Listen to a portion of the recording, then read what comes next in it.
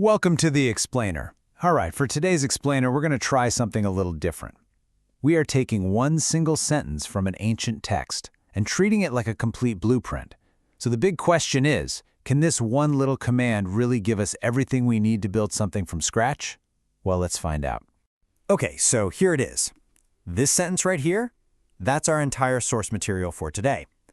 Now, at first glance, it seems pretty straightforward, right?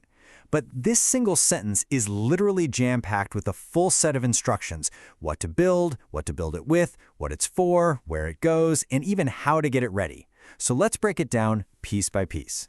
All right, first things first. Every good blueprint has to start with the object itself. So what exactly are we being told to build here? So the main thing here is a basin. And what's cool is the text is super direct about it. Its whole function is built right into the description. It's made for washing. Simple as that. But the blueprint tells us it's not just a single object. So check this out. The command actually lays out two separate parts. You've got the basin, and then you've got the base that it sits on. And what pulls it all together? A single material, bronze. Both pieces are to be made of bronze. So we're not just talking about a simple bowl. This is a whole two-part structure designed to work together. Okay, great. So we've got our object, this two-part bronze basin. But, a blueprint is way more than just a list of parts, right? It needs to have a purpose. Why are we even building this thing? We've nailed down the what, now it's time for the why. And the text, well, it doesn't make us go digging for the answer. The whole point is stated with just absolute clarity. Bam! For washing. That's it. Its purpose is totally functional, totally singular. There's no ambiguity here. This thing isn't for decoration, it's a tool. So now we've got the object and its function totally locked in. So think about it. Once you've built something and you know what it's for, what's the next logical question? Right, where does it go? A blueprint just isn't complete without that. So where does this bronze basin actually end up? And the instructions here are, wow, incredibly specific. They basically give us a map. We get two key landmarks, the tent of meeting and the altar. And the basin's final spot, it goes right between them. Super simple, but also super exact. No guesswork needed. Okay, we are so close.